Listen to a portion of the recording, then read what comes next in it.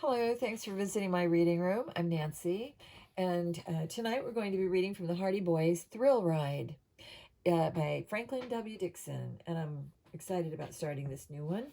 And I also want to let you know that, my mission with my reading room, this is a labor of love on my part. I mean, I love reading aloud, and I always need the practice. I'm not the perfect reader, though, so just to let you know.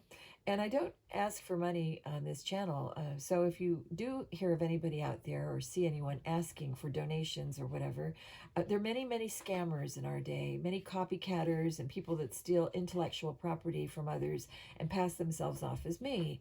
So don't get scammed and don't get played, just so you know. Um, I do tutor on my off time, whenever I can, sometimes, occasionally. So, let me know if you need help with that. But also, my mission with my reading room is to create a love for reading cover to cover, one book at a time.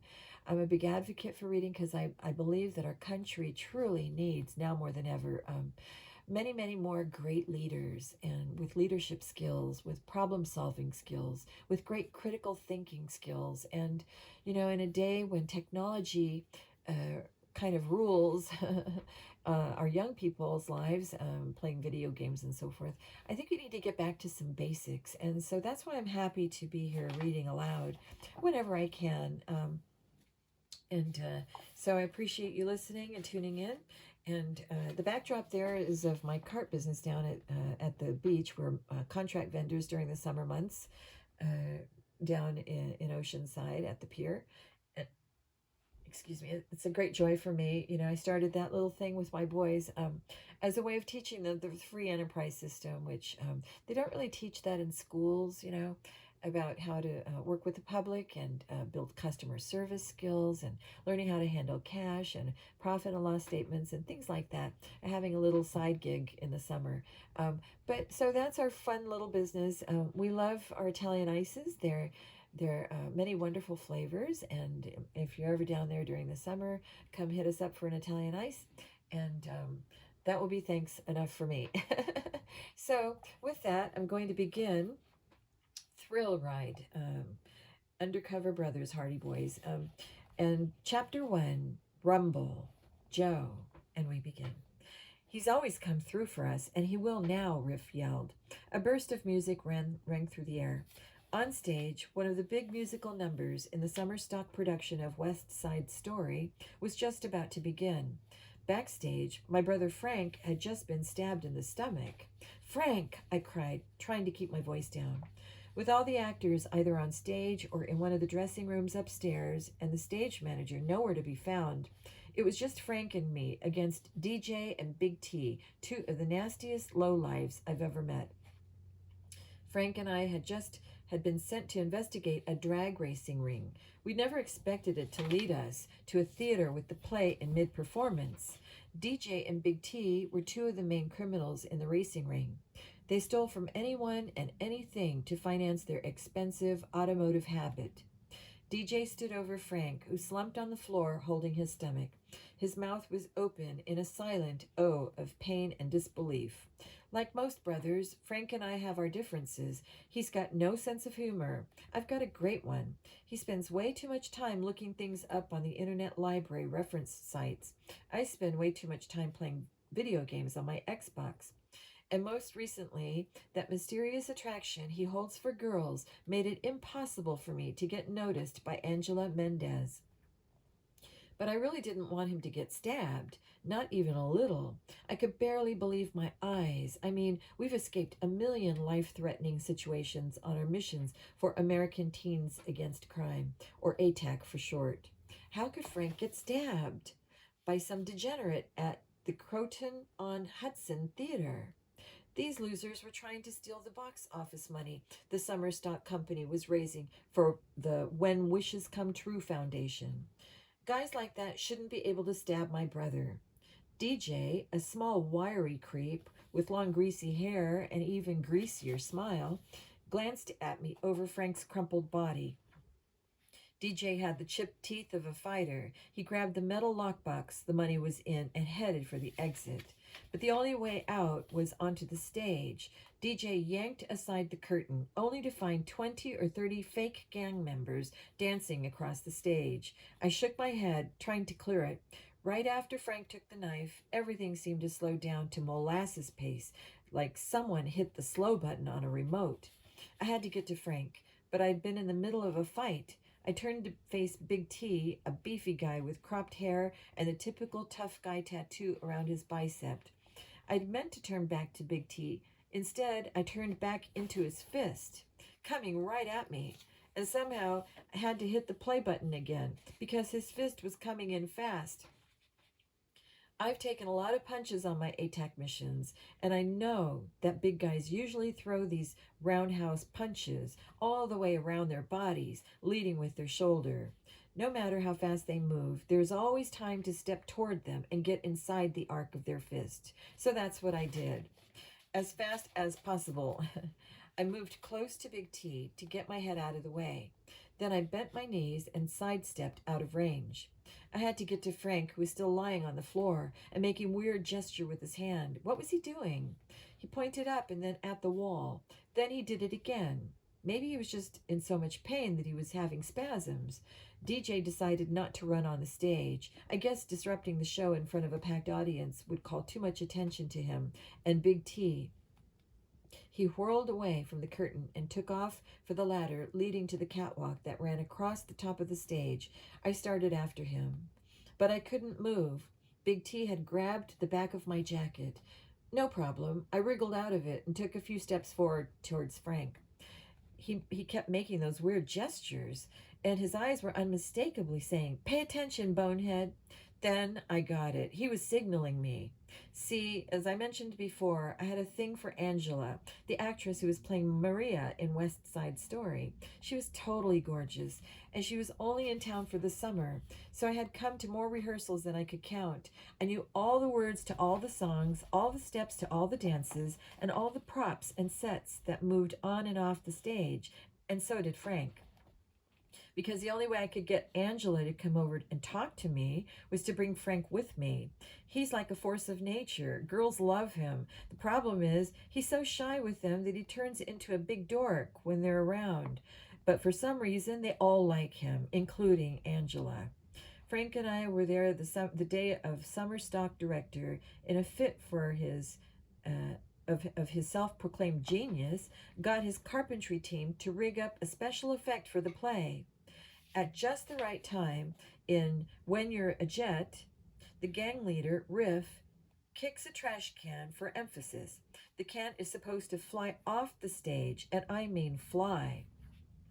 To get this effect, the can was connected by a nylon fishing wire threaded through a pulley system to a heavy sandbag. When the stage manager got the right cue, he'd make the sandbag drop to the floor backstage, pulling the trash can up and through the air.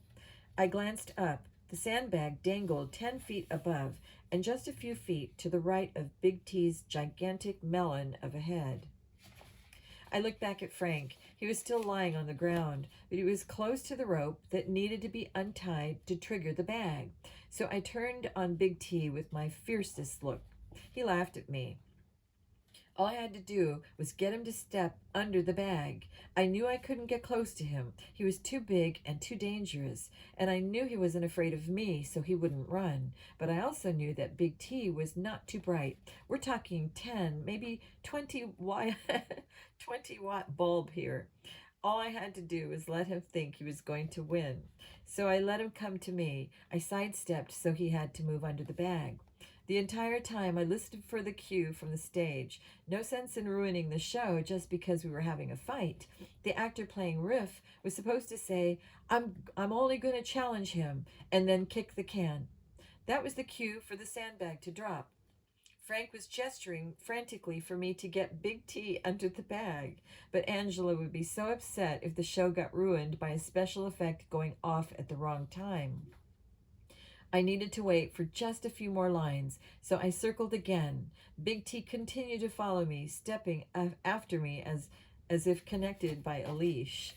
There! Frank scrambled up to his feet. Big T stopped, surprised that Frank was moving so fast. Come to think of it, so was I. But I had no more time to wonder about it because I'm only going to challenge him, Riff sneered. He kicked the can. Frank released the rope. Wham! The sandbag came down on cue, right on Big T's head. No one on stage or in the audience was any the wiser, and certainly Big T wouldn't be either. He was out cold on the floor. I ran over to Frank. Are you okay? I whispered, reaching to steady him, but he didn't need my help. I'm fine, Joe. He handed me the gleaming knife. It's one of the stage knives, retractable blades. I pressed the point of the knife against the upturned palm of my hand. Sure enough, it slid back into the handle like it was supposed to. I pulled it on that loser to let him think he took it from me. Frank shook his hand in the air, sending tiny droplets of blood flying. I cut myself on his stupid ring, though. It's a good thing Big T isn't the sharpest knife in the drawer. I stabbed Frank in the shoulder with the fake blade. He didn't think my joke was funny. He never thinks my jokes are funny. Of course, I didn't think his pretending to be stabbed in the stomach was funny either. Frank pointed at DJ, who was climbing down from the catwalk on the other side of the stage right now. With the metal cash box in one hand, the ladder was slow going, but he wasn't still getting away with all that money. We have to go after him, Frank started toward the ladder, but I knew it was hopeless. We didn't have time to get all the way across the length of the stage. It would take too long to maneuver through all the props and sets stored backstage. Luckily, I had plan B. Hey, Frank, can I have this dance? I pointed at the stage. What? The Jets were just going into another of the director's bright ideas. The gang members start on our side of the stage, and do this weird step-by-step raise your knee, snap with your arms by your sides thing a few times across the stage. They looked like idiots every time they did it, but it got them across the stage pretty fast.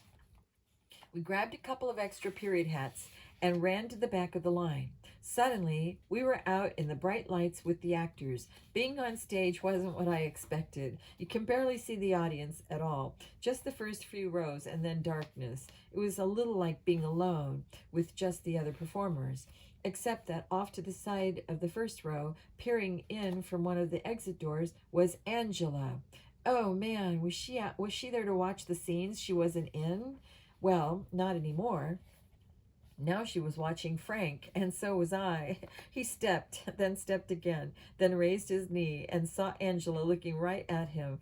Uh-oh, I thought. My pumpkin head of a brother stopped, right there in the middle of the stage. He stood frozen, blushing from head to toe. I rolled my eyes. Frank can do anything except deal with cute girls.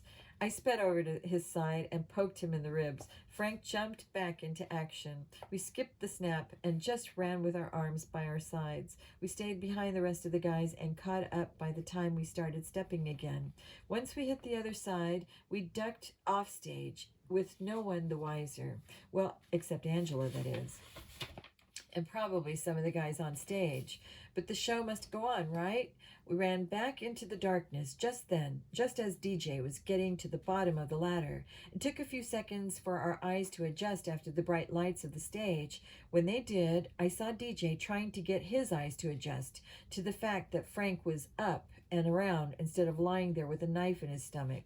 DJ ran toward the back exit, with Frank and me in hot pursuit. We can't let him get out the door, I cried in a stage whisper. If DJ got through that door, he'd be able to get in his hot rod.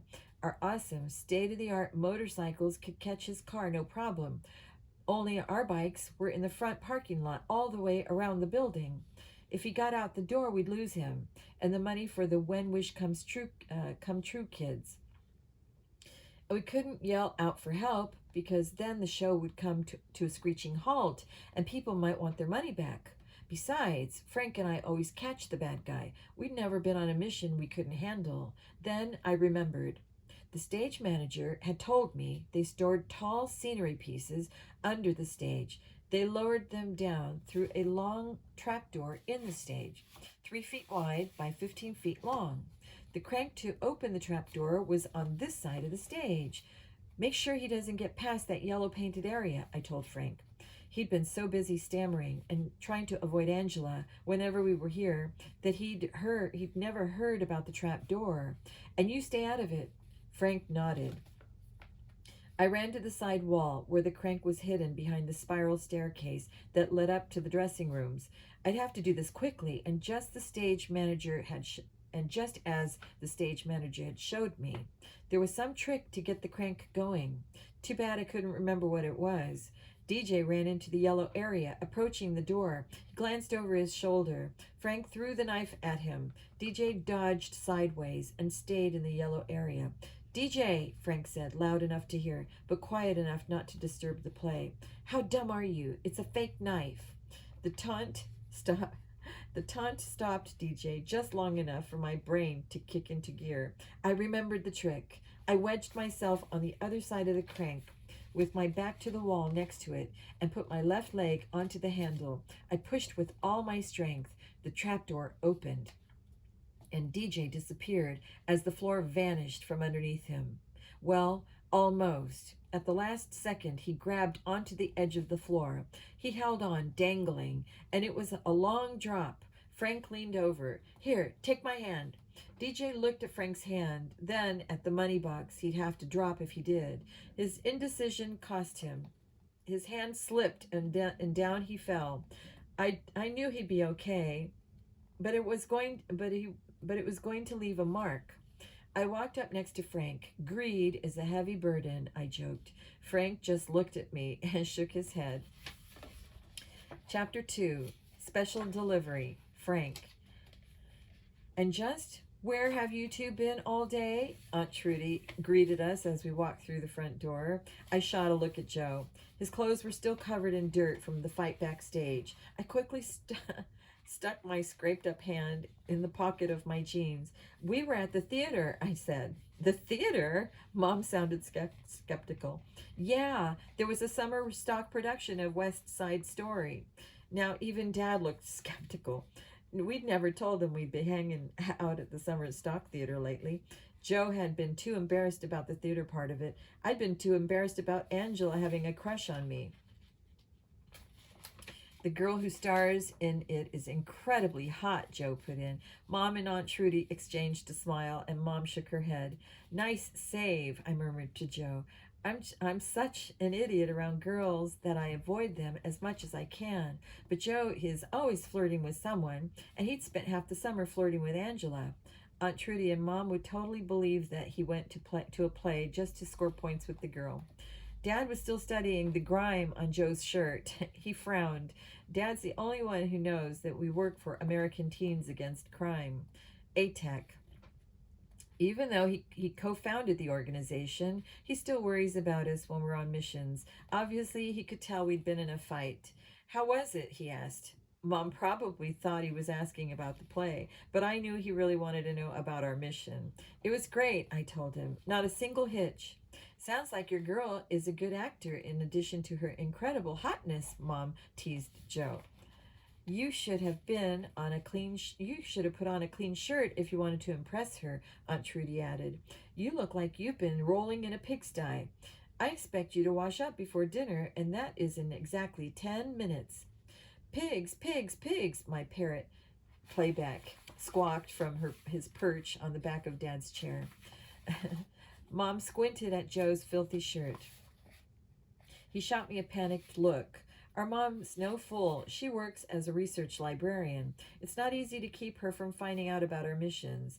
And if she got a closer look at Joe's shirt, we'd be busted for sure.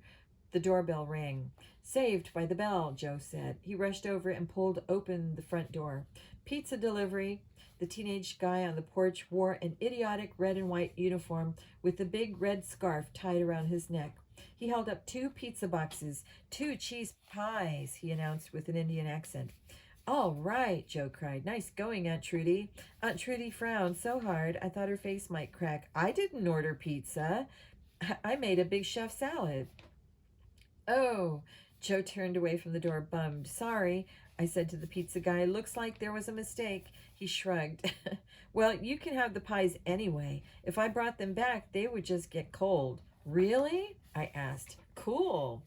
Cool? Aunt Trudy repeated. You think a meal filled with enough cholesterol, saturated fat, and sodium to choke a horse is cool? Saturated fat, squawked Playback. Cool. Actually, if these are plain cheese pies, they're not so bad, Mom put in. The extremely high level of saturated fat and sodium are usually found in pizza that contains meat. You know, a sausage or pepperoni pie. A plain cheese is fine. She winked at me, as long as you don't eat it every day. Well, I think we should leave the pizza to the boys, Dad said, standing up. Us old folks can dig into that salad. He ushered Mom and Aunt Trudy toward the kitchen. That was weird. Dad loves pizza. Why would he want to leave Joe and me have it all? I turned back to the guy at the door. He was watching our parents leave the room. As soon as the kitchen door swung closed behind them, his whole expression changed. With one hand, he pulled the dumb red scarf off his neck. You're not really a delivery guy, are you? I asked. Nope, I'm from ATAC, he replied. My name is Vijay Patel. What are you talking about? I said, playing dumb. ATAC is a secret organization. This kid could be trying to get us to spill information on our work, and we had no way of knowing who he really worked for. Oh, sorry. Vijay bent down and put the pizza boxes on the doormat. He stuck out his hand to shake. I grabbed on and did two hard up and down shakes, followed by a wrist grab, then a fist touch, and finally one last up and down shake. Okay, Vijay, you know the handshake, I said, so you must really work for ATAC. Yes, I'm still a trainee. In fact, you two are the first real ATAC agents I've met. Vijay looked embarrassed. I almost forgot that I had to identify myself with the secret handshake. No problem, Joe said. We just have to be careful. Sometimes people set traps for us. I know, Vijay told us. I've read about a lot of your cases in the ATAC files. You're two of our top agents. Thanks, Joe said with a big grin. It's nice to have a fan. How long have you been with the organization? For a year, Vijay said. I used to solve crimes in my neighborhood in Calcutta when I was little. I've always wanted to be a crime fighter. How long have you been in the United States? I asked. My family moved here from India when I was 12, Vijay said. I heard the sound of plates clanking in the kitchen. We had to finish up with Vijay before Mom decided to come back out. I guess our father recognized you as fellow attackers, I said. Are you here on official business? Yes, Vijay bent and opened the pizza box. Inside was a video game disc. The title on the game read Thrill Ride. Vijay handed me the disc, while Joe groaned in disappointed. That's not real pizza, he complained. No, but this is. Vijay picked up the second pizza box and gave it to Joe. The folks at ATAC knew you'd be hungry after your last mission. They're a class operation, Joe said happily. He's easy to please. There's one more thing, Vijay added. He pulled a tiny metal square from the pocket of his uniform. We just used these in my last training session. I thought you guys might like one. It could come in handy. What is it? I asked, taking the little silver box. Some kind of cell phone? No, it's a pocket strobe, Vijay explained. Push this button on the side, and the box will emit a flash of powerful light, but only for a second. So it's like a camera flash, Joe asked. If it's a strobe light, it's much more powerful than a camera flash, I said. Yeah, it's really bright, Vijay agreed, but you never know when you might need some light.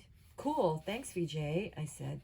He tucked the now empty pizza box under his arm and gave us both the secret handshake again. I can't wait to tell the other trainees I met Frank and Joe Hardy, he said. You guys are legends. Legends, Joe repeated as I closed the door behind Vijay. I like the sound of that. Don't get so full of yourself that you forget we have a new mission, I told him. Let's go pop this disc in the system. Upstairs in my room, Joe dug into the pizza while I stuck Thrill Ride into my gaming system. A video of a roller coaster came onto the TV screen. People screamed as they turned upside down on a wicked coaster loop. Another rockin' coaster followed, then another. I like this mission already, Joe mumbled through a mouthful of pizza. Amusement park rides are built to thrill, a deep voice said over the coaster montage. Gravity-defying turns and deadly dangerous drops. But it's all fun and games, isn't it? The image zoomed in on the screaming face of a young guy, swooping straight into his mouth, open in a yell of terror and ending in blackness. Uh-oh, I murmured. I had the feeling this mission wasn't going to be fun and games. The blackness turned gray, then lightened to a black and white still photo of an old amusement park on a paved lot.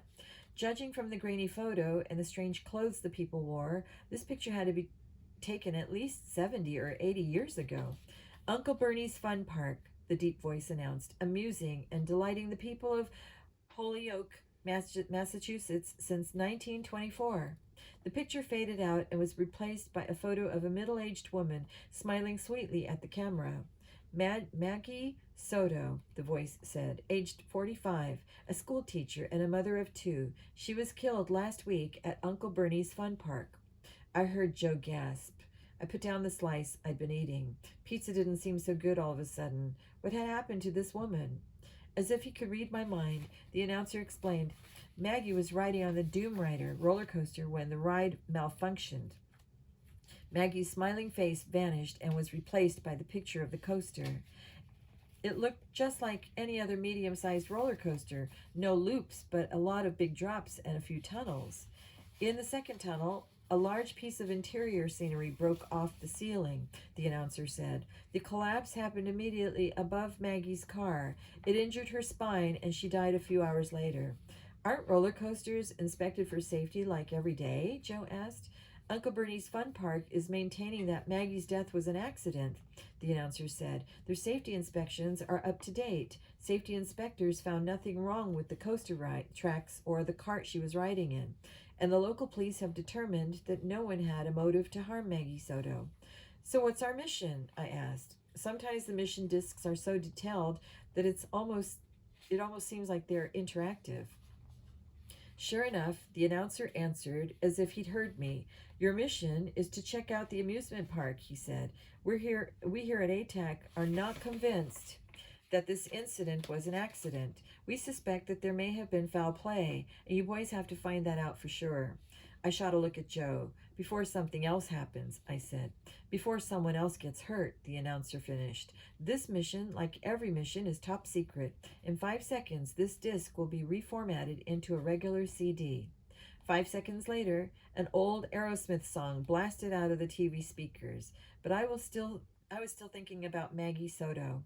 What had really happened on that ride? Chapter 3, Doom Rider, Joe. You boys be careful, Dad said early the next morning. I was tempted to roll my eyes, but I held back. Dad says that every time we leave for a mission. You'd think he was a regular father, the way he worries. Not Fenton Hardy, ex-cop and co-founder of the coolest crime-fighting organization ever.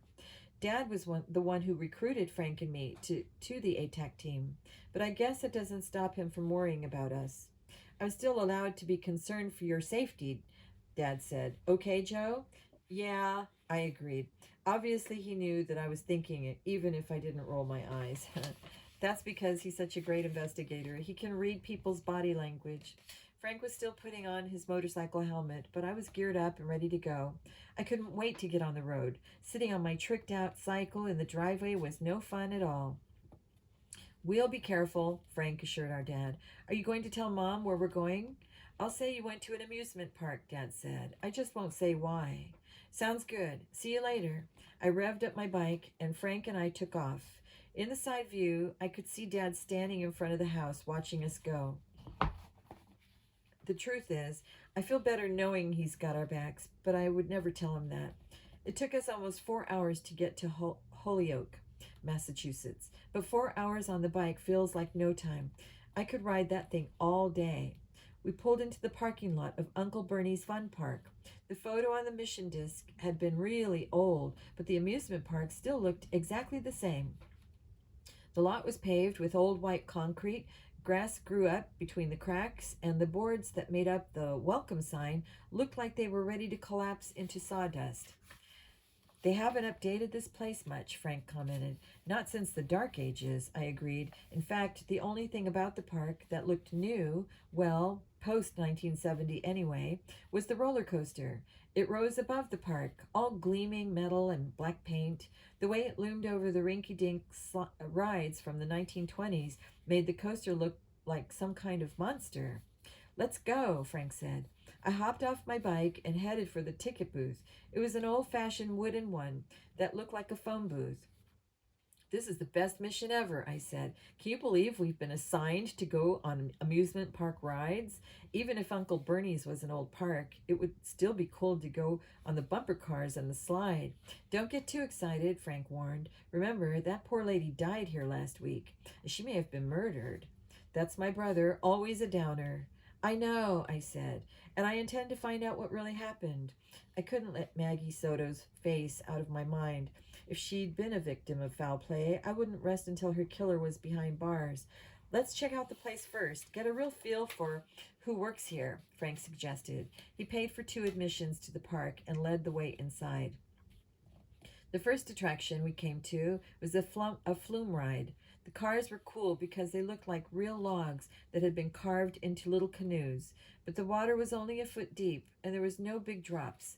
I like the flume ride that dumps you 50 feet and creates a humongous splash. Still, the flume was packed with people, and the line had to be a half-hour wait. It was pretty hot out. I guess people like to get into whatever water they can find when it's hot. Look at the girl running the slide, I said to Frank. She was about our age, with long dark hair pulled into 2 braids. That might have looked dorky on some girls, but she was gorgeous. On her, the braids looked flirty and a little punk. She doesn't seem very suspicious, Frank said. She just looks bored. The girl yawned as she pushed the button to start the next log flume on its way down the fake river. I didn't think she was suspicious, just hot, I informed my brother. He's so dense when it comes to girls. I think we should talk to that guy, Frank said. He nodded toward a gangly-looking man dressed in a blue and white striped suit. The dude was seriously tall. He must have been at least 8 feet. He towered over the crowd as he walked forward, and there was something weird about his gait. There could be only one explanation. He was walking on stilts. As the crowd cleared in front of him, I could see that I was right. The bottom half of his wide striped pants fluttered in the breeze as he walked. The stilts underneath were connected to his super big shoes. Hey, Frank called up to the guy. You're pretty good at that. How long have you been stilt walking? The guy peered down at us as if he was surprised that anyone was talking to him. I guess he didn't get much conversation way up there. Too long, he said. I've been working at Uncle Bernie's for 12 summers now. This is my last one. How come? I asked. The guy pulled off his straw hat and mopped his brow. 12 years, no raise, he said. I'm sick of it. Next summer, I'm going to find some other place to work. I could make more money with the traveling carnival. He slapped the hat back on his head and stomped off through the crowded park. Okay, I said. He's not too happy to be here. You think that makes him a suspect? Frank shrugged. We don't even know if there was a crime yet. I don't think we can start calling anybody suspects. Check out the haunted house, I said. I love haunted houses. That one looks pretty lame, Frank replied. The back door isn't even open. The back door is even open. Sure enough, one of the employee access doors to the house stood open. The outside of the door was painted to look like a column that was part of a mansion, complete with a spider web stretched over the top. But with the door open, the whole illusion was ruined. We could see right into the darkness, inside, and hear the screams of the people within.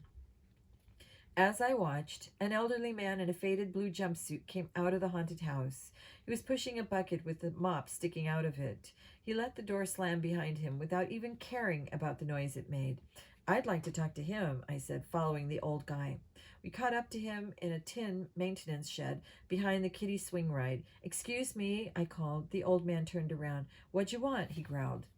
Are you the janitor here? I asked. Not anymore, he said. Now I'm called the maintenance coordinator. He rolled his eyes. Why? Frank asked. Because I asked old Bernie for a raise, the man said, so he gave me a new job title instead. A new job title, but no money? I said. That doesn't seem fair. Tell me about it. Bernie expected me to be thrilled. Seemed to think a new title would raise my self-esteem. He broke into a dry laugh that sounded more like a cough. I don't care about self-esteem. I just wanted to make more than the minimum wage. How long have you been working for Uncle Bernie? Frank asked. The man squinted at him suspiciously. Why are you kids so curious? He asked. We were thinking of applying for jobs here, I said, thinking fast. We figured that we'd ask what kind of employer Uncle Bernie was. He's the worst employer in Massachusetts, the man said. Stingy and mean.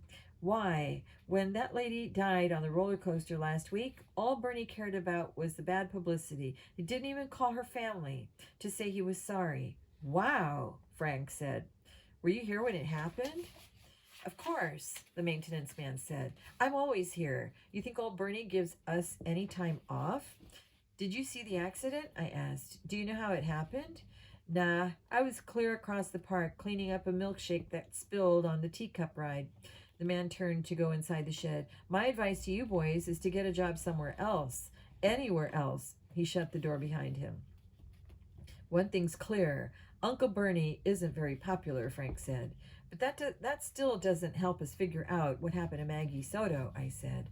Let's head over to the roller coaster, Frank suggested. We need to look at the scene of the crime or the accident. Right, I glanced up. It wasn't hard to spot the coaster. The thing was the biggest ride in the park. You could see it from everywhere. I led the way toward it, past the game booths and around the carousel. Hang on, Frank said. I need a drink after that long drive up here. He got in line at an old-fashioned concession cart on wheels.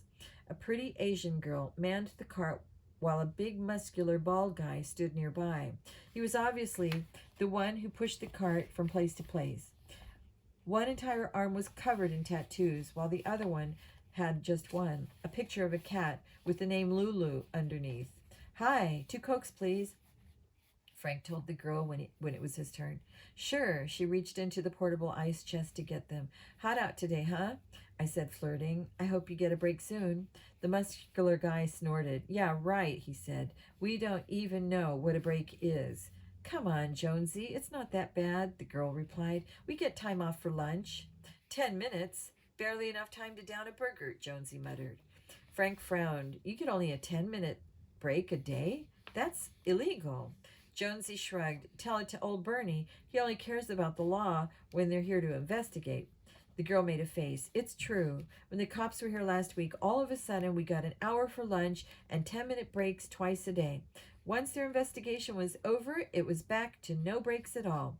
How long were the cops here? Frank asked. 2 days, the girl said. They had the whole roller coaster roped off. It must have been a shock to have a death here, I said. You guys must have been really upset.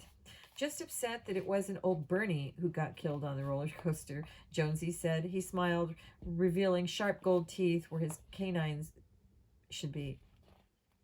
The girl shook her head. Don't mind Jonesy, she told me. He's always cranky. What about you? I asked. Do you like working here? Not really, she gave me a big smile, but I like it when there are cute customers to talk to. I opened my mouth to flirt back, and that's when I realized that she was now gazing at Frank. Smiling at Frank. She'd forgotten I was even there. What is it with him and girls? Can we get some service, please? Snapped a woman behind us. She had 3 little kids pulling on her arms. Sorry, I said, stepping aside. Frank grabbed the Cokes and followed me. What do you think about that big guy? He said. Sounded like he really wants to do Bernie in. You think maybe he tampered with the roller coaster? I asked. Maybe, Frank said. We'd better make sure. The roller coaster was tampered with before we jumped to conclusions. We downed the sodas on the way to the coaster. I was surprised that there wasn't a line wrapped all the way around the ride. Usually roller coasters are the most popular rides at amusement parks. I bet people are staying away because they're freaked out by the accident last week, I said. Nope, Frank pointed to the front entrance of the coaster. The ride's just closed. I stared at the big black metal gateway to the coaster. A neon sign read, Doom Rider. The words blinked on and off in an electric blue color, but a chain over the entrance made it clear that no one was allowed on. No way, I groaned. If the cops are done investigating, why is it closed? Frank went closer to the chain. There was a small sign attached to it, closed for repair work. It read aloud. Looks like we can't get in this way. Then we'll have to find another way in, I said. Frank nodded. We walked casually along the fence that surrounded the Doom Rider, looking for a way back in. But the fence went all the way around the coaster without a single break. What do we do now? I asked. There has to be some kind of employee access, Frank replied, and there should be also an emergency exit. I glanced around. The coaster was all the way at the end of the amusement park. You had to walk past all the other rides and games to get to the Doom Rider. Since it was closed, there weren't many people around today, just the lonely roller coaster and a few tin sheds. That's it, I cried. What is? Frank asked. I gestured to the tin sheds. One of them had a keep out sign on the door. I'm guessing that's the emergency exit from the Doom Rider, I said. This old pavement isn't strong enough to support the weight of the coaster. There has to be a newer concrete underneath, and probably a control room or something. Good thinking, Frank said. We went over to the door. I kept a lookout while Frank picked the lock on the doorknob. We always brought our lock picks with us on missions. We're in, he told me. We slipped through the door. Just as I'd expected, the door led into a stairway that plunged under the ground. We hurried down and found ourselves in a storage room built of a concrete underneath the old paved overland. On one side was a mess of electronics. That had to be the control system for the coaster. It's like a garage, Frank said. There are coaster parts all over the place. Yeah, but we're here to check out the ride, not the parts, I said. Look, in the center of the room, a ladder led up to the trapdoor in the ceiling. That had to be where the storage room connected to the actual roller coaster. We climbed up and made our way through to the coaster. Without the cars going, the whole thing just looked like a series of ladders and train tracks that crisscrossed every so often. What are we looking for? I asked Frank. The cops already investigated the Doom Rider. Then we're looking for anything they missed, Frank said. Well, it wasn't the cars that malfunctioned, I said, and it wasn't the tracks. It was one of the tunnels. Frank glanced around. I see one tunnel on the other side of the coaster, he said, and there's another one right over there. I pointed to a fake mountain made of some kind of plaster. The coaster tracks shot through it, about 15 yards from where it stood. Let's check it out. That's the first one. We made our way along the tracks until we reached the tunnel. It was at least 10 feet off the ground, so we had to climb the tracks like a ladder to get inside. The tunnel wasn't very long, only about 20 feet or so. The fake mountain arched up and over the coaster, but the ceiling was low. I love when roller coasters plunge into a tunnel. The ride designers make it look as if you're going to crash right into something. My guess was that whoever designed the Doom Rider wanted this tunnel to give that impression too. Perfect, Frank said. We picked the right tunnel on the first try. He inched along to a spot in the middle of the tunnel. Here's where it collapsed. I followed him to the place where the roof had fallen onto the tracks. There was plaster dust everywhere, so I pulled my t-shirt up over my mouth to help me breathe. A gigantic chunk of the hard plastic ceiling of the tunnel had fallen away from the metal bars that made up the frame. The blue sky peeked through, sun glinting off the tracks. I let out a whistle. This is serious damage. No wonder Maggie got killed when all this stuff fell on her, Frank said. Her head would have been only a foot below the ceiling. There's no way she could have avoided being hit. I didn't like to think about the nice woman in such a scary situation. The police and the safety inspectors checked the roller coaster car, the safety restraints, and the tracks, Frank said. Yeah, but did they check the cave in itself? I asked. From what it said on our mission disc, they only checked the coaster, not the cave-in. What would make something like this happen? I stood up on the tracks and stuck my head through the hole in the roof. The edges of the plastic were sharp and twisted where the material had broken away, but none of the bars of the frame were broken. It wasn't structural damage, I told Frank. The steel bars are intact. So something made the hard plastic and the plaster decorations break, Frank said. And I think I know what caused it. From where I stood, I could see a small piece of thick red cardboard stuck on one of the sharp plastic shards. I stuck my arm carefully through the broken roof and snagged it. Then I jumped back down into the tunnel. What is it? Frank asked. I think it's a piece of a spent shell, I told him, from an M80 firework. Could an M80 have done this much damage? Frank wondered. I thought about it. An illegal M80 could. They can contain as much as 2 grams of flash powder. That's why they're illegal. They're dangerous. People don't sell them, though, Frank said in disgust. But Don't you have to have don't you have to light an M80 to make it go off? How could someone do that while speeding along on a roller coaster? He frowned. You can set up a slow burning fuse, I replied. Somebody could have planted the M80 on the top of the scenery and lit a really long fuse. It just happened to burn out when Maggie's car was passing underneath. Frank looked grim. That's our answer. Maggie Soto's death was no accident. Somebody brought this roof right down on her head on purpose. I opened my mouth to answer him, but before I could say a word, a strong arm slipped around my neck. Someone was attacking from behind. Chapter 4. An Explosive Discovery. Frank. What's going on here? The man with his arm around Joe's neck didn't look too happy. Who are you kids? My name is Frank Hardy, I said quickly, and that's my brother Joe. Our ATAC training had taught us that the best way to deal with a violent situation is to keep calm. What are you two doing in here? Can't you read? We saw the keep out sign, I admitted. Are you a security guard? No, the guy bellowed. I own this place, and I want to know why you boys are sneaking around in my roller coaster when it's clearly closed. He squeezed Joe's neck harder. Did you punks have something to do with the accident last week? Did you come back to get rid of evidence? No, I cried. So you're Uncle Bernie, Joe choked out. We were hoping we'd get to meet you. Uncle Bernie seemed surprised to hear that, especially from someone he had in a chokehold. He relaxed his grip on Joe's throat, but kept holding his arm. How do you know who I am? He asked. We came here to offer you our help, I said, thinking fast. My brother and I are sort of amateur detectives. We've solved a lot of cases back in Bayport, where we live. What's that got to do with me? Uncle Bernie growled. We read about the tragedy here last week, Joe said. It was all in the papers. And we saw that the police ruled out foul play. I said, even though they were wrong, I added silently. But they still didn't have an explanation for why the cave-in happened, did they? Joe asked. We thought we could help you figure it out. Joe shot me a look, and I knew we were both thinking the same thing. After everything we'd heard today about Uncle Bernie, it didn't seem likely that he'd want our help. In fact, it was more likely that he'd been the one to explode the M80 on his own ride.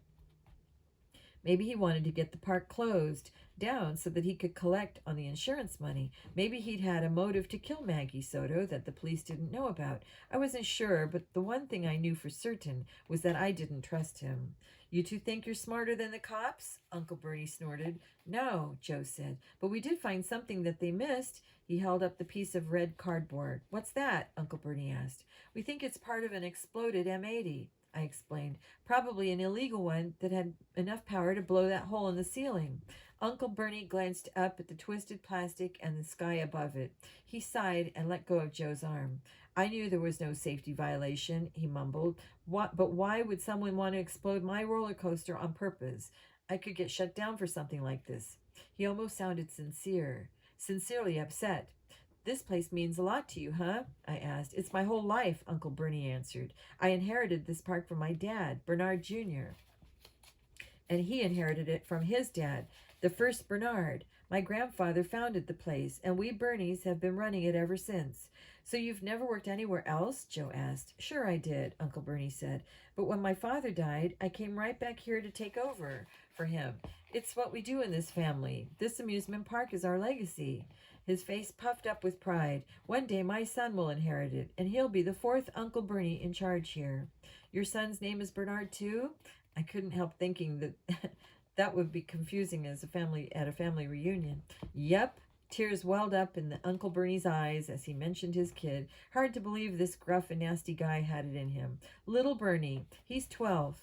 Uncle Bernie suddenly turned and punched the wall of the tunnel. More plaster came falling down around us. Joe coughed. Little Bernie was sitting right behind that lady, Uncle Bernie said, right there when this thing collapsed on her. I was afraid he'd be traumatized by what he saw. I nodded sympathetically. But you say somebody exploded an M80 on the roof? Uncle Bernie shook his head. That means someone wanted the collapse to happen. And maybe they weren't after that lady. Little Bernie was right there, too. He could have been killed. Maybe he was the real target all along, Joe said. He turned to me. I think we should talk to little Bernie, I said. Uncle Bernie nodded. You boys go right ahead. He's probably hard at work somewhere in the park. Do you know where? Joe asked. Not really. He rotates, does a little bit of everything.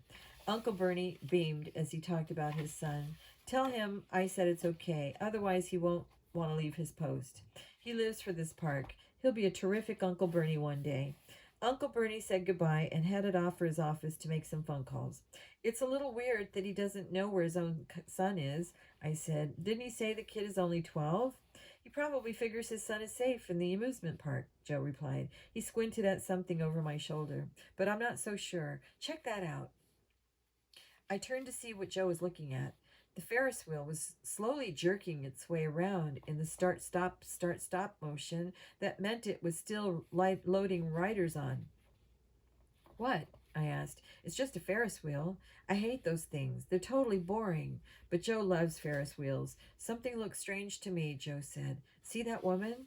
I put my hand up to shade my eyes from the bright sunlight. Joe was pointing to a woman about halfway up one side of the Ferris wheel. She sat in a cart with her son, who looked to be about 4 or 5 years old. What about her? I asked. She's struggling, Joe answered. Joe said. He studied the Ferris wheel for another second, then he took off at a run. Whoa, I muttered. I sprinted after him. I knew that if my brother was running towards something, he was going to need backup. Look out, Joe yelled, pushing his way through the line of people waiting for the ride. Hey, no cutting, a guy about our age yelled. Joe ignored him and shoved his way to the front. I followed. Shut down the ride, Joe told the girl at the foot of the wheel. She was about to close the door on a cart that had just been loaded with passengers. I don't control it, she said, surprised. Who does? I asked. Tommy, she said. She gestured toward a guy sitting on a little metal chair about 10 feet away. He was reading the newspaper, one hand resting on the lever that started and stopped the wheel. I shot Joe a look. I've got it, I said. I ran over to Tommy and pulled the newspaper down. I need you to shut off the wheel, I told him. Can you do that?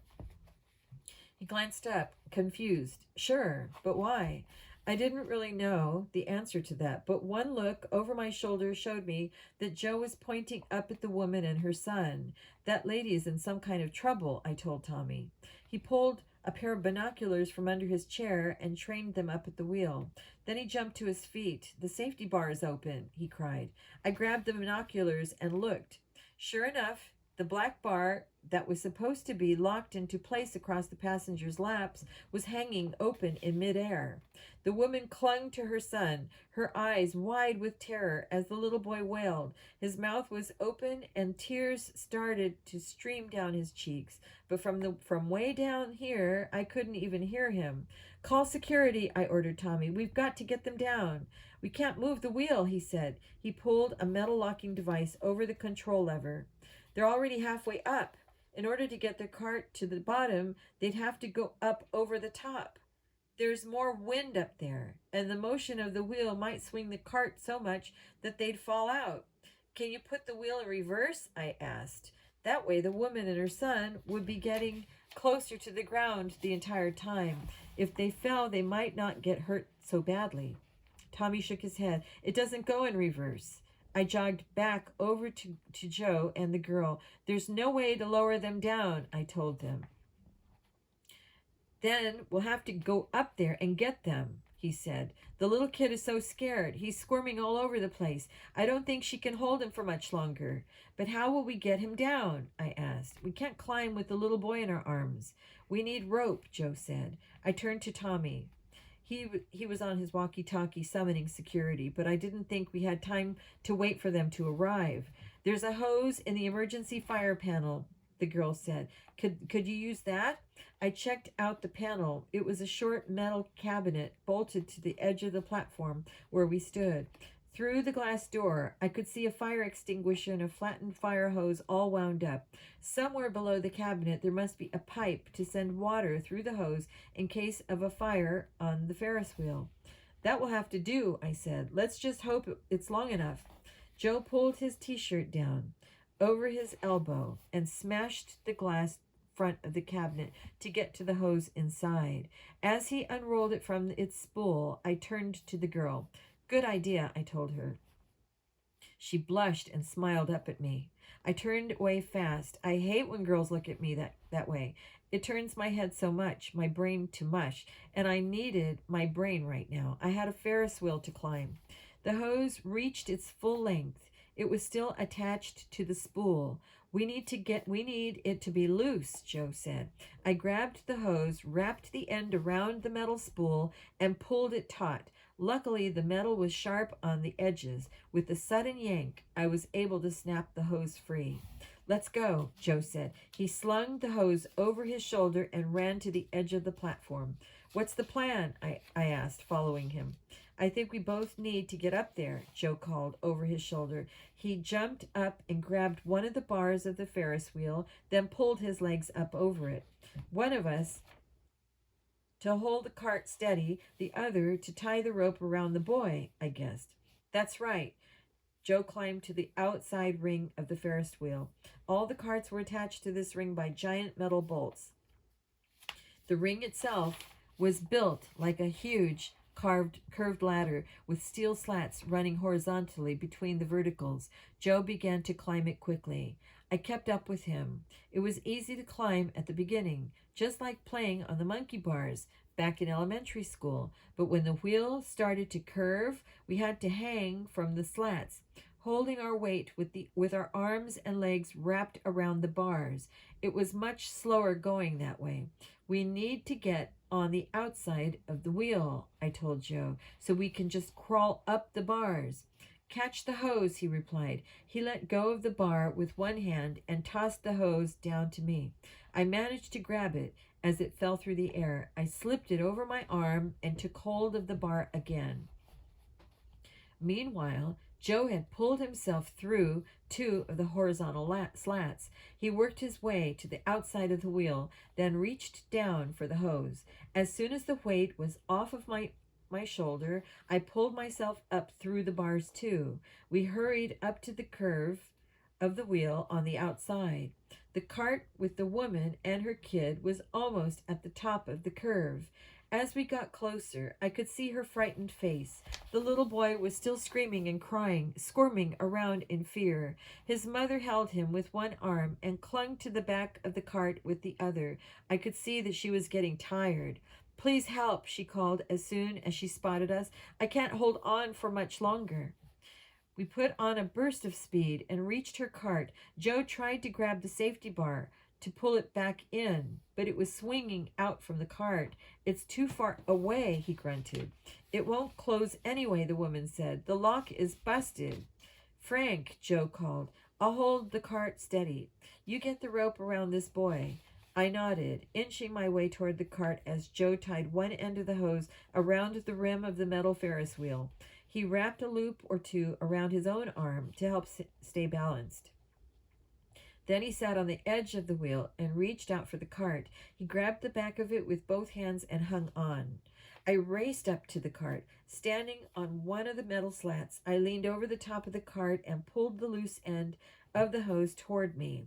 I had to get the kid tied up fast. Joe wouldn't be able to hold us all still for long. I knew my brother, and I could hold on if we needed to, and I figured the woman could too. But the little boy was so terrified that his eyes were squeezed shut, and he thrashed around in fear. If he started to fall, he wouldn't be strong enough to grab onto something and hold himself up. It's okay, buddy, I told him. We're going to get you down.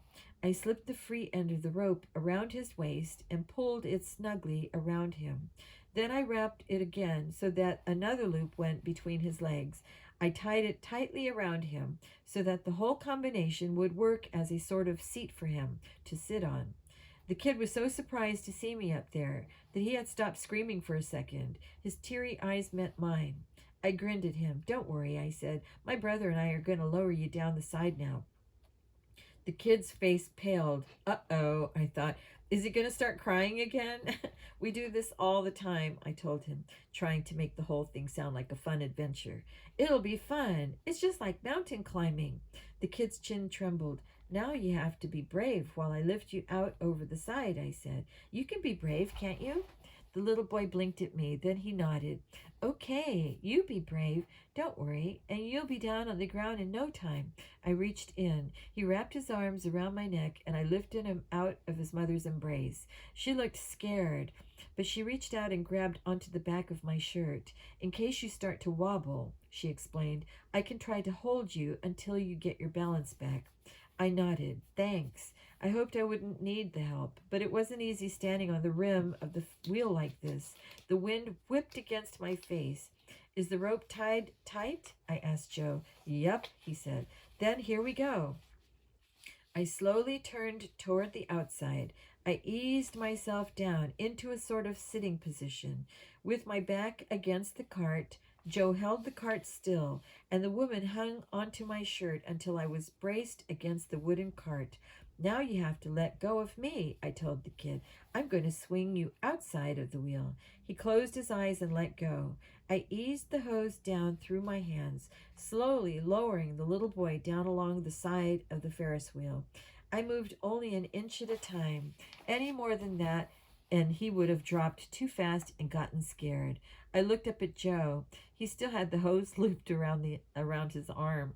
I was out of rope. The little boy dangled 10 feet above the ground. I need some slack, I called to Joe. He untangled his arm from the 2 loops of the hose. I lowered the little boy down another foot. His mother bit her lip. What do we do now? I had no idea.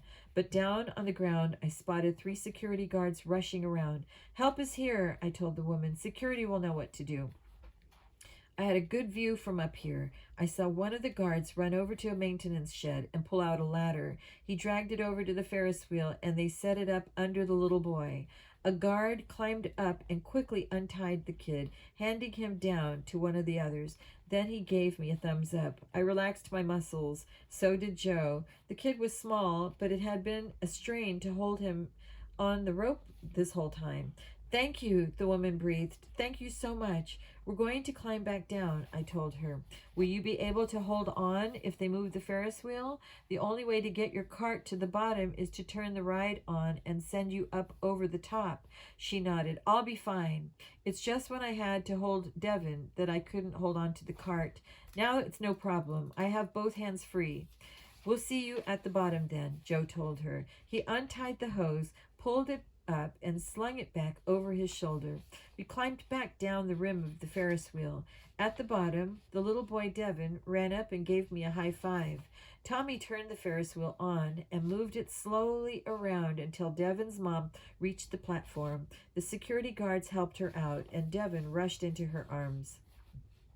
Tommy went back to check out the broken safety bar while one of the guards let the other riders off, and another guard put a ride closed sign on the fence surrounding the Ferris wheel.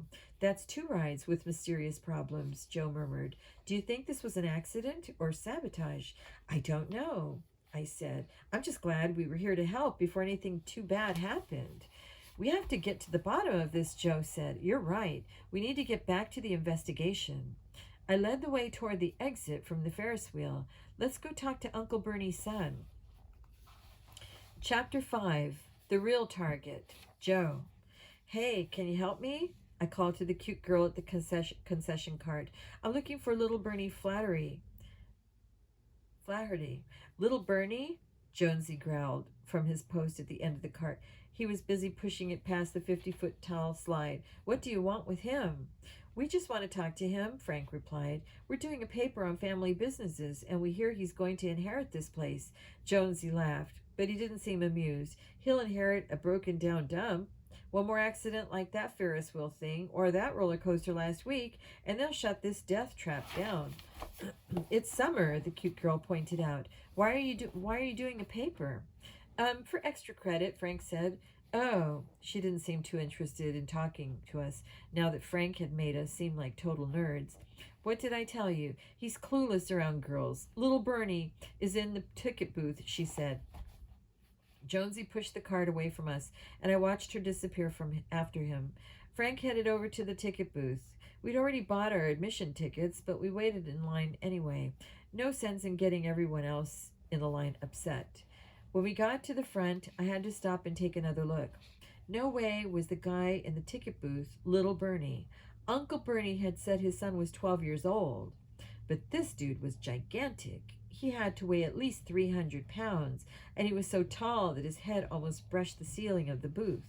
She sent us to the wrong guy, I whispered to Frank as we approached. I don't think so, Frank murmured. He grinned at the ticket seller. Are you Bernard Flaherty, the fourth? The guy grunted. Who wants to know? I'm Joe Hardy, and this is my brother Frank, I said. Uncle Bernie said we could talk to his son about the accident last week. Is that you? Frank asked. Yeah, I'm little Bernie. I had to look down at my feet to keep from laughing. Little Bernie was the biggest person we'd seen all day. How old are you? Frank asked. I'm almost 13, little Bernie said. He rolled his eyes. Don't tell me. I know. I'm big for my age. You sure are, I said. When I was 12, I was totally puny. So my dad told you to hang out with me? Little Bernie called. Cool. He grabbed a shade that was hung above him and pulled it down over the window. On the outside, the word closed was written in fading paint. Little Bernie stepped out the side door of the ticket booth. Let's go, he said cheerfully.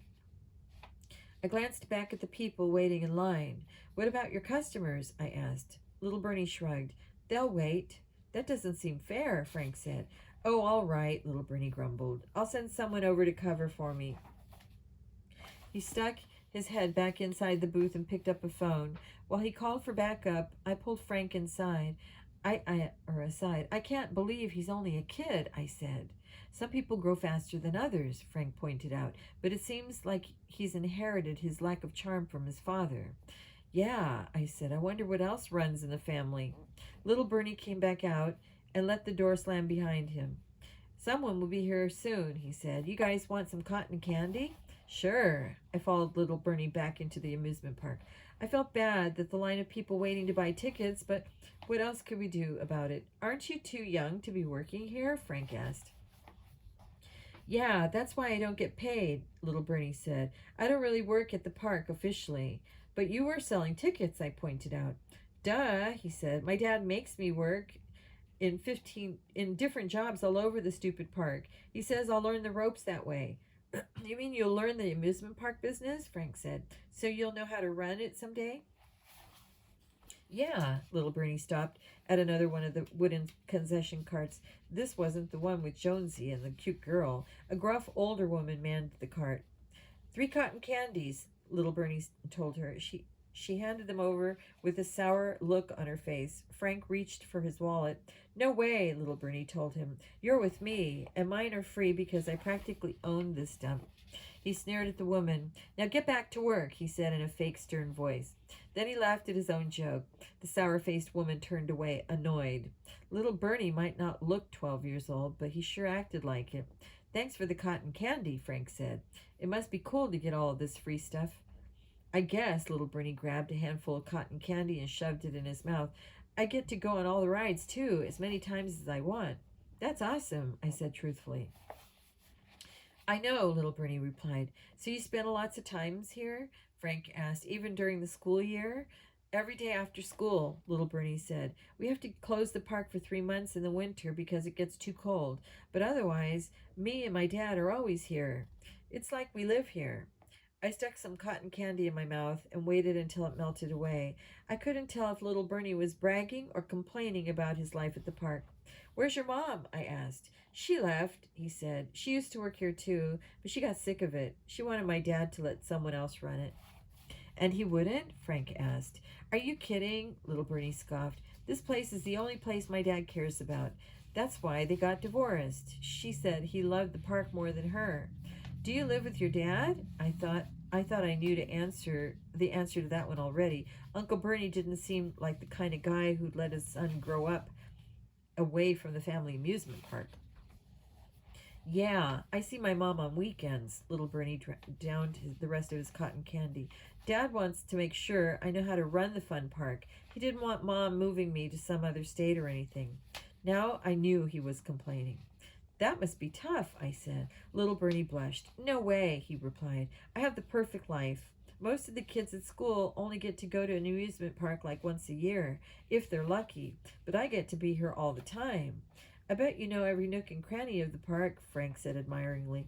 Definitely, little Bernie bragged. I know some stuff even my dad doesn't know. Like what? I couldn't help but ask. Little Bernie lowered his voice as if he were telling us a big secret. Well, most of the rides have like basements below them. I thought about the basement we'd found underneath the Doom Rider. I nodded. The basements are connected by all these little tunnels, little Bernie added excitedly. They used to be for maintenance, I guess, but no one has ever used them in years. You can get all over the park without even going above ground. Frank raised his eyebrows. I knew what he was thinking. Tunnels like that could be very useful if you were trying to sabotage the amusement park rides without getting caught. Still, I doubted that Uncle Bernie was really in the dark about those tunnels. Little Bernie might think his dad didn't know about them, but I had gotten the sense that Uncle Bernie knew that park like the back of his hand. Little Bernie seemed to be waiting for an answer. Wow, I said, that's really cool. Can you show us? He shook his head. Are you crazy? I would get in huge trouble if I took you guys backstage. Customers are only supposed to see the face of the park. That's what Dad says. They're never supposed to see how things really work, or it spoils the illusion.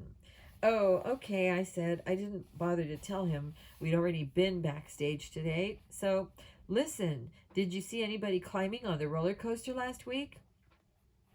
Little Bernie blinked in surprise. He'd obviously forgotten that Frank and I were here to talk about the accident. Oh, no, he said. Why would somebody climb on it? We think somebody set off a firecracker and it caused the roof to collapse, Frank explained. Little Bernie looked doubtful. Must have been a pretty big firecracker, he said. Yeah, it was. More like a weapon, I told him. Lots of people think firecrackers are toys, but they can do serious damage. And this one was probably more powerful than what's legally allowed. Wow, little Bernie's eyes were wide. It was loud. I thought the noise was just that. It was loud. I thought that noise was just from the ceiling falling down. I guess it could have been an explosion. Your dad told us you were right behind the woman who got hit, Frank said. Little Bernie nodded. I don't want to scare you, Frank said. Little Bernie puffed his chest out. Nothing scares me. Frank shot me a questioning look. I nodded. Little Bernie was just a kid, but if he's in danger, he has the right to know. Well, we were thinking maybe somebody was trying to harm you instead, Frank told him. Little Bernie gulped. Me? Can you think of anyone who might want to hurt you? I asked. Sure, he said. Lots of people. Like who? Well, there's that Richardson guy. Frank pulled out the little notebook he carries everywhere. Who's Richardson? He's this loser who wants to buy out my dad, little Bernie said. He keeps trying to get Dad to sell him the park. That didn't sound like something Uncle Bernie would want to happen, but I didn't see what it had to do with little Bernie. Why would Richardson want to hurt you? I asked. Little Bernie shrugged. I don't know. Maybe he's just trying to scare my dad into selling, or he wants it to look like the rides are dangerous or something. If the park was forced to close, Uncle Bernie probably would be more willing to sell it, Frank said. Who else might want to hurt you, Bernie? Little Bernie scratched his massive red hair. This kid from school really hates me. I had to kick him out of the amusement park a couple of weeks ago. How come? He was getting rowdy, causing all kinds of trouble. Little Bernie tried to look tough as he said that, but it didn't work. What's his name? Frank asked. Chris Oberlander? He's a punk. That's what my dad says. I caught him spray painting on the walls of the boys' room. What was he painting? Frank asked. Little Bernie blushed. Pictures of me, my head on a pig's body, but that's not all. He also threw a match into a trash can. Sounds like trouble, I agreed. Anybody else? Yeah, there's Big Jim. He runs the snack bar. He might try to get me. Why would he be after you? I asked. 'Cause he's a know-it-all. He's been working at the snack bar for 30 years, so he thinks he's a total expert on the fun part. He probably is, Frank said. So what? Little Bernie replied. I'm still the one who's going to own it, so he doesn't like me. He tries to charge me for hot dogs and everything. Can you believe that? I shrugged. I could believe it. What about people who would like to see the park get closed down? Frank asked. Maybe whoever set off the explosion wasn't trying to hurt you at all. Maybe they just wanted to make Uncle Bernie's fun park seem unsafe. This Richardson guy is a suspect like that. Can you think of anyone else? Little Bernie frowned. My mom, I guess, he said slowly. Her name's Karen. She'd probably get half the money if the park closed down, but she wouldn't do anything like that, especially not with me on the roller coaster. Probably not, I agreed, but I noticed that Frank wrote her name down anyway. Okay, thanks for all your help, Bernie, Frank said. Are you guys going to take off now? Little Bernie asked. Yeah, we have to check out all the people you just told us about, I told him, but before I could even take a step, an ear-piercing scream rang out. Chapter 6. Not So Merry Go Round. Frank. Another scream rang out, and the sounds of people shouting filled the air. 2 men raced past us. They're headed for the carousel, Joe cried. He took off running, and I followed. I heard little Bernie huffing long behind us. When we reached the carousel, I had to push my way through a crowd of people just to see what was happening. I couldn't believe it. The thing was spinning out of control. Where was the carousel operator?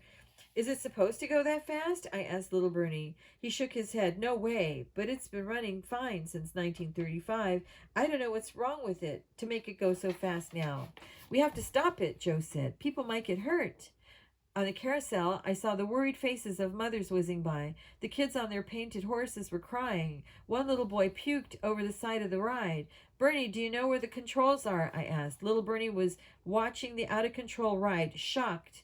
Yeah, but they're inside. I mean, they're in the middle of the carousel. There's no way to get to them while it's turning.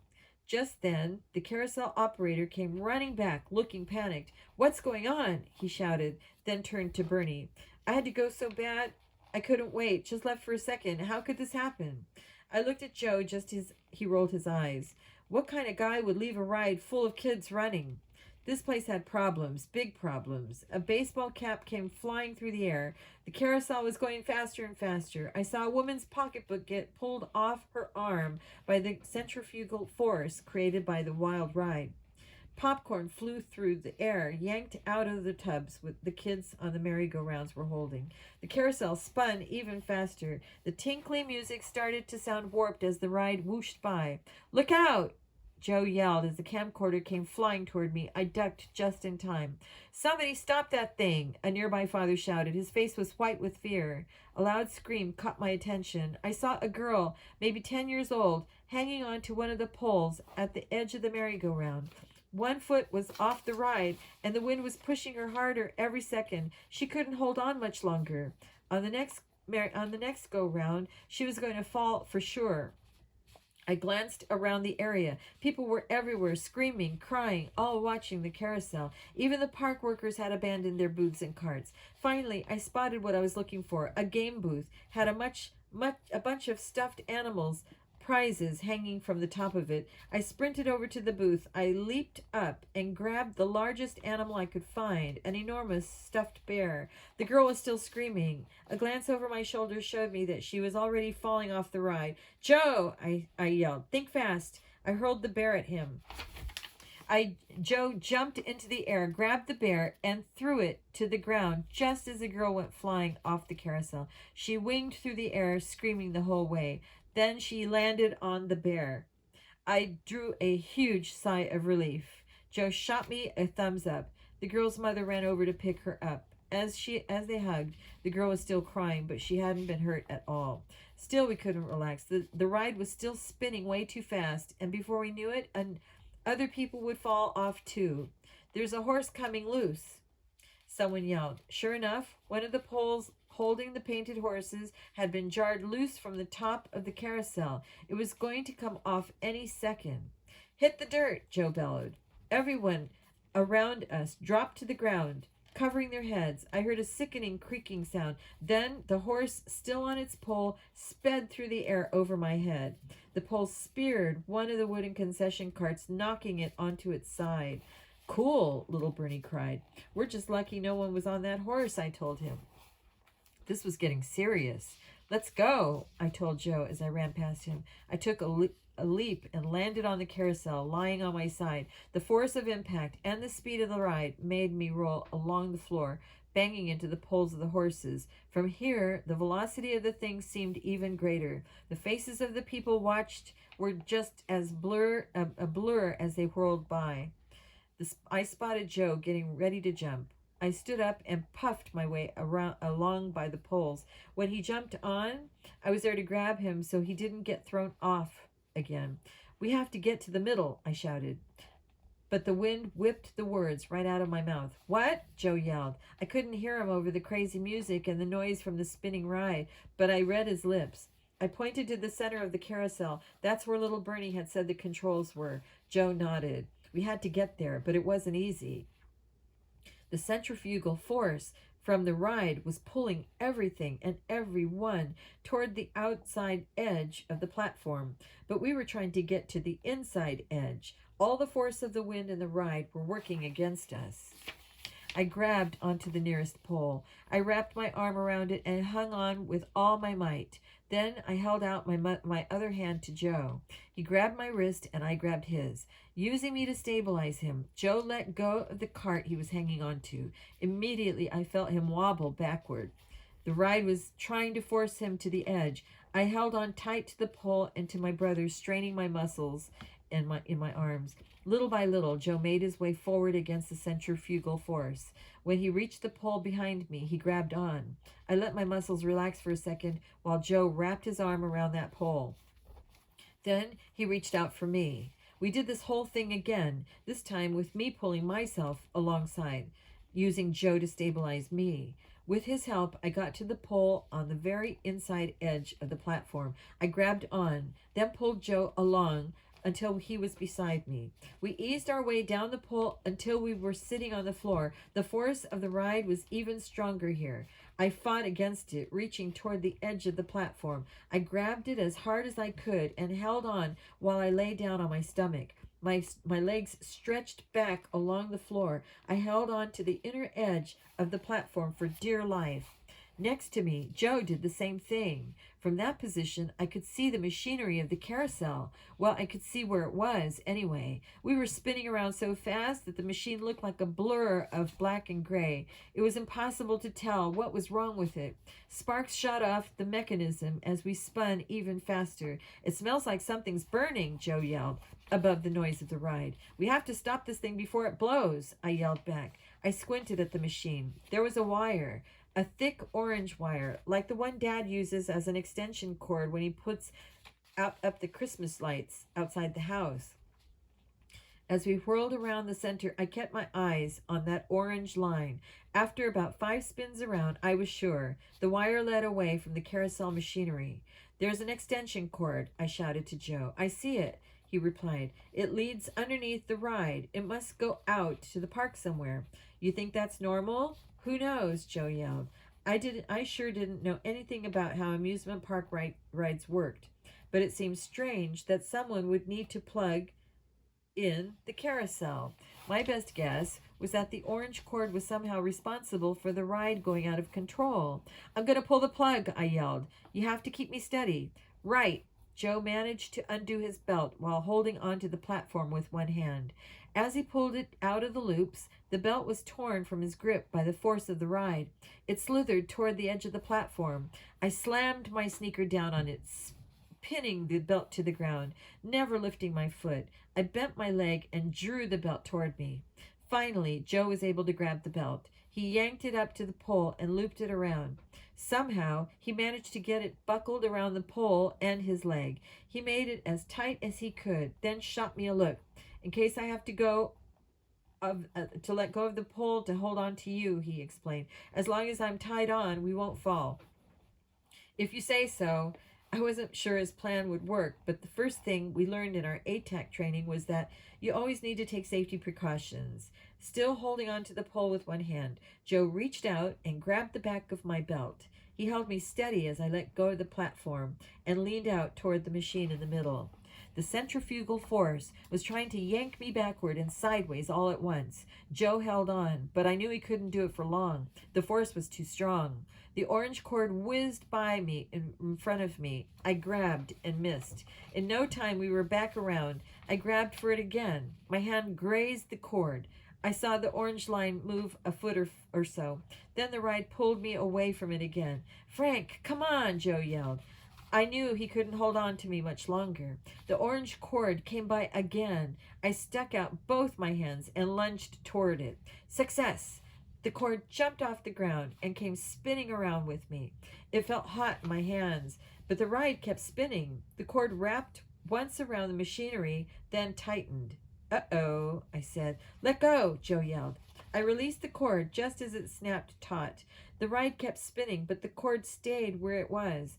If I'd still been holding on, it would have pulled me to a stop so fast I'd have gotten whiplash. I tumbled backward, past Joe. I was rolling toward the edge of the platform. I grabbed the first thing I saw, the hoof of a painted wooden horse, and held on. Back in the machinery, the cord was still wrapped around as the machine spun. Sparks flew out from the friction between the cord and the metal. Then the cord snapped. There was a small explosion somewhere behind me, and the carousel began to slow down. Slowly, the music returned to normal. Slowly, the force pulling us toward the edge lessened. Slowly, the people watching stopped screaming. But the ride didn't stop. It was back to normal merry-go-round speed, but it just kept going. Let us off this thing," a mother holding a toddler begged. Joe unbuckled his belt from the pole, hopped up from the platform, and jumped down into the middle of the ride. He grabbed a giant lever and pulled it. "The ride is still on," he called to me. "I turned it off." I laughed. After all that, the carousel's simple on and off switch still worked. The ride slowed to a halt, and the crowd rushed toward to help people off. Joe climbed back up onto the platform and slapped me on the back. "I know I always say carousels are boring," he told me, "but this was the best ride ever." I will stop right there. We'll continue in the next clip.